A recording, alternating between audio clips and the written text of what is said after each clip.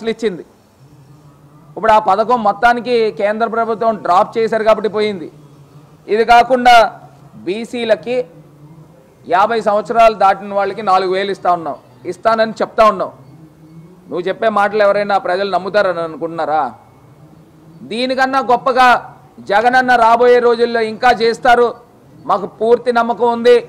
పేద ప్రజలకి పెన్షన్లు ఇచ్చే దాంట్లో కానీ, లేకపోతే పేద ప్రజల్ని ఆదుకునే దాంట్లో కానీ, లేకపోతే బడుగు బలహీన వర్గాలని అభ్యున్నతకై కృషి చేసే ఏకైక ముఖ్యమంత్రి జగన్మోహన్ రెడ్డి గారు. ఇవాళ ఏంటండి, 5 డిప్యూటీ సీఎంల్లో 4 డిప్యూటీ సీఎంలు బీసీ ఎస్సీ ఎస్టీ మైనారిటీలకి ఇవ్వలేదా అని అడుగుతా ఉన్నా.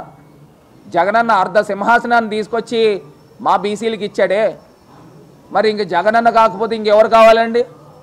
ఇవాళ అన్ని రకాలుగా కూడా చెప్తా ఉన్నా, ప్రతి అంశంలోనూ ఇవాళ ముఖ్యమంత్రిగా జగన్మోహన్ రెడ్డి గారు ది సక్సెస్ఫుల్ చీఫ్ మినిస్టర్ అని కూడా ఈ సందర్భంగా తెలియపరుస్తూ, రాబోయే రోజుల్లో మళ్ళీ కూడా జగనన్నే ముఖ్యమంత్రి కావాలి.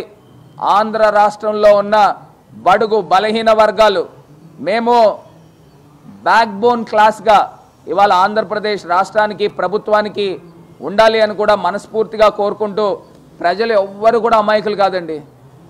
ఇవాళ రాజకీయ నాయకులు మైండ్ సెట్ మారితే మారచ్చు.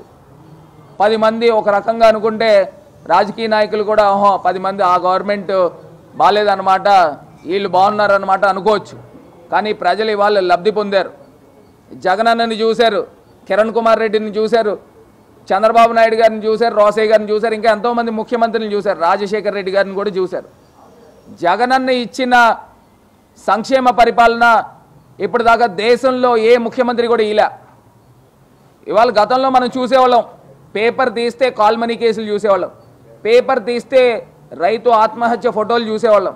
ఇప్పుడు ఒక్కటైనా కనబడుతుందా? ఇవాళ మార్పు జరగలేదా? ఇవాళ ఆంధ్రప్రదేశ్ రాష్ట్రంలో పేదరికం పోలేదా? మరి అన్నీ జరుగుతూ ఉన్నాయనంటే దానికి వెనకాల ఉన్నది ఏకైక పర్సన్, సింగిల్ పర్సన్, అది గౌరవ ముఖ్యమంత్రి జగన్మోహన్ రెడ్డి గారు. ఇవాళ ఆయనతో పాటు నేను ఆయన ప్రభుత్వంలో ఎంపీ కింద ఉన్నందుకు నిజంగా నేను చాలా గర్వంగా ఫీల్ అవుతా ఉన్నా. యాజ్ ఏ బీసీగా, బ్యాక్వర్డ్ క్లాస్కి సంబంధించిన ఒక ఎంపీగా నేను చాలా గర్వంగా ఫీల్ అవుతా ఉన్నా. ఇంకా రాబోయే రోజుల్లో ముఖ్యమంత్రి గారు మా బడుగు బలహీన వర్గాల్ని ఇంకా పైకి తీసుకొచ్చే కార్యక్రమం పెద్ద ఎత్తున చేస్తారు. ఇంకా మేము మేనిఫెస్టో రిలీజ్ చేస్తాము. జగనన్న మాట చెప్తే మాట తప్పరు, మడమ తిప్పరు. చంద్రబాబు నాయుడు గారు మాట చెప్తే మొత్తం దాన్ని తొంగలోకి తొక్కుతారని ఆంధ్రప్రదేశ్లో ఉన్న ప్రతి ఒక్కరికి కూడా తెలుసని ఈ సందర్భంగా తెలియపరుస్తాను.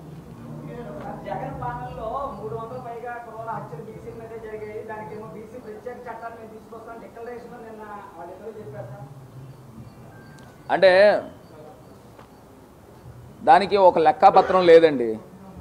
ఎవరైనా మామూలుగా చనిపోయినా కానీ ఒక బీసీ అయితే దాన్ని తీసుకొచ్చి అందులో పెడతారు.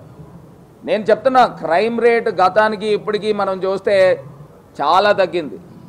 ఇప్పుడు నేను ఇదే చంద్రబాబు నాయుడు గారిని అడుగుతా ఉన్నా, బీసీ చట్టం అంటే ఏం తెస్తావు? దానికి ఒక గైడ్ లైన్స్ ఉండాలి కదండి. అంటే ఎస్సీ ఎస్టీ అట్రాసిటీ కేసు కింద తీసుకొస్తావా? సరే తెలపచ్చు కదా, మా ఎస్సీ సోదరులు కూడా వింటారు. ఇప్పుడు బీసీ చట్టం తెస్తానంటే దాంట్లో ఏముంది?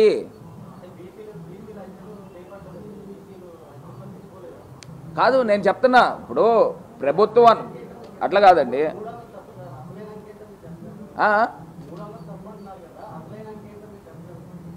ఇప్పుడు మీరు నాకు 300 అని చెప్పారు, నా దృష్టిలో అయితే లేదు. జనరల్గా గణాంకాలు పోలీస్ స్టేషన్ రికార్డ్స్లో ఉంటాయి. మామూలుగా చనిపోయినా కానీ ఆయన ఒకవేళ బీసీ అయితే ఆ లెక్కల్లో తీసుకొస్తున్నారు. ఇప్పుడు యాక్సిడెంట్లో చనిపోయినా కానీ ఒకవేళ అతను బీసీ అయితే లెక్కల్లో తీసుకొస్తున్నారు. దానికి శాంటిటీ లేదు. ఇవాళ చెప్పడానికి ఏముందండి? చంద్రబాబు నాయుడు గారు మాట్లాడితే అన్ని అబద్ధాలే, చెప్పడానికి ఎన్నైనా చెప్తారు. ఇవాళ నేను ఒకటే అంశం చెప్తున్నా, బీసీ చట్టం తీసుకుని వస్తానని చెప్తా ఉన్నారు. ఆ బీసీ చట్టంలో ఉన్న పూర్వాపరాలు ఏంటో చెప్తే నిజంగా ప్రజలు కూడా అర్థం